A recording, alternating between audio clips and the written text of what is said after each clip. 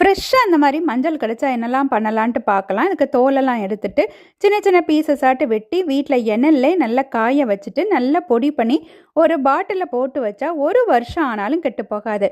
வீட்டில் மஞ்சப்பால் பண்ணுவோம்ல, பால் காய்க்கும் போதே இந்த பொடியும் போட்டுட்டு கொஞ்சம் மட்டும் பனங்கல்கண்டு நல்ல மிளகு தூள்லாம் போட்டு குடிச்சாச்சுன்னா கோல்டன் மில்க் ரெடி. அதாவது மஞ்சப்பால் ரெடி. இருமல் சளிக்கெல்லாம் ரொம்ப நல்லது.